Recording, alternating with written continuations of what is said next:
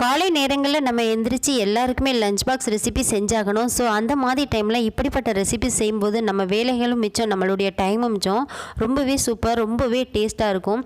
இது கூட மிளகாய் மல்லி எல்லாம் போட்டு செய்யும்போது ரொம்பவே ஒரு வித்தியாசமான டேஸ்ட்டில் இருக்கும். இது செய்கிறதுக்கு நம்ம ஒரு 10 நிமிஷமே போதும். ராஜஸ்தான் மிளகாய் தான் நான் போடுறேன். ஸோ ராஜஸ்தான் மிளகாய் உங்ககிட்ட கிடைக்கலன்னா நீங்கள் குடை மிளகாய் ஆட் பண்ணிக்கலாம். ராஜஸ்தானில் இந்த மிளகாய் ஒரு கிலோவே 13 ரூபான்னு சொல்கிறாங்க.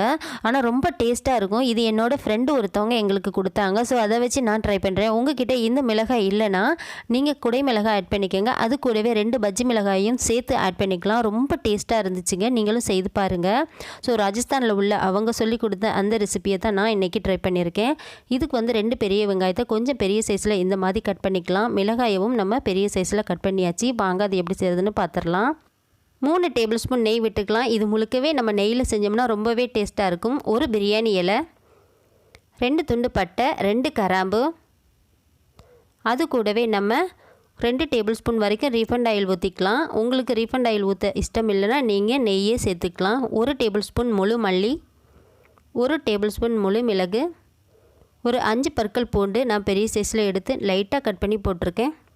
இது கூடவே 2 பெரிய வெங்காயத்தை பெரிய சைஸில் இந்த மாதிரி கட் பண்ணி போடணும். இப்படி போடும்போது தான் இந்த சாதத்துக்கு ரொம்பவே சூப்பராக இருக்கும். இது எல்லாத்தையும் சேர்த்து நல்லா இந்த மாதிரி கலந்து கொடுங்க. கொஞ்சம் கண்ணாடி பதத்துக்கு வந்தால் போதும், நல்லா ப்ரௌன் ஆகணுங்கிற அவசியம் இல்லை. இந்த டைமில் நம்ம கட் பண்ணி வச்சுருக்க மிளகாயை ஆட் பண்ணி நல்லா கிண்டி விட்டுடலாம்.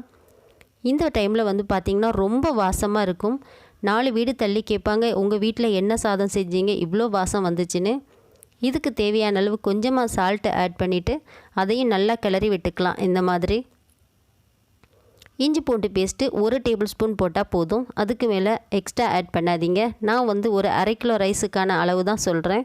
ஸோ நீங்கள் எக்ஸ்ட்ரா போடும்போது நீங்கள் அதுக்கேற்ற அளவுகளை அளவு கூடுதலாக போட்டுக்கலாம். இப்போது 1/2 கிலோ அரிசியும் நல்லா கழுவி நான் ஊற வச்சுருந்தேன். அதையும் நம்ம சேர்த்துக்கலாம். சேர்த்து ஒரு கிளறு இந்த மாதிரி கிளறி விட்டுருங்க. இப்படி நம்ம ஆயில் நெய்யோடு போட்டு கிளறும்போது ரொம்ப நல்ல ஒரு வாசமாக இருக்கும். இப்போ நம்ம அதுக்கு தேவையான அளவு தண்ணி எடுத்துக்கலாம். தண்ணியோட அளவு உங்களுக்கே தெரியும். ஸோ 1 கப்புக்கு 1.25 கப்பு நம்ம தண்ணி ஊற்றினோம்னா கரெக்டாக இருக்கும். இப்போ இது எல்லாத்தையும் நல்லா கிண்டி விட்டுட்டு குக்கரில் கரெக்டாக 2 விசில் விட்டுறலாம். அதிகமாக விட்டுறாதீங்க. குக்கரை மூடி 2 விசில் விட்டுட்டு ஒரு நல்லா டம் அடங்கினதுக்கப்புறமா நம்ம ஓப்பன் பண்ணி பார்த்துக்கலாம். இப்போ சூடு இறங்கிருச்சு. ஸோ இந்த டைமில் நம்ம ஓப்பன் பண்ணிக்கலாம். நல்ல உதிரியாக வாவ் சூப்பர் வாசமாக இருக்குங்க. இது கூட நமக்கு ஊறுகாய் இருந்தாலே போதும், ரொம்ப டேஸ்ட்டாக இருக்கும். இது பூண்டு குழம்புலாம் செஞ்சு சாப்பிடும்போது ரொம்பவே வித்தியாசமான டேஸ்ட்டில் இருக்கும். இது கூட நீங்கள் தயிர் சேர்த்து செய்யலாம். தயிர் சாலட் இருந்தால் ரொம்ப டேஸ்ட்டாக இருக்கும். கேரட்டு, தயிர், வெங்காயம் எல்லாம் போட்டு செய்யும்போது ரொம்பவே டேஸ்ட்டாக ரொம்ப வித்தியாசமாக இருக்கும். இந்த ரைஸ் நீங்களும் ட்ரை பண்ணி பாருங்கள். கண்டிப்பாக உங்கள் எல்லாருக்கும் இந்த வீடியோ பிடிக்கும்னு நினைக்கிறேன். பிடிச்சிருந்தால் லைக் அண்ட் ஷேர் பண்ணுங்கள். இது போல் சூப்பரான வீடியோஸோட நெக்ஸ்ட் டைம் நம்ம மீட் பண்ணலாம். நீங்களும் செய்து பார்த்துட்டு எப்படி இருந்துச்சுன்னு கமெண்ட் பண்ணுங்கள். அது வரைக்கும் பாய்.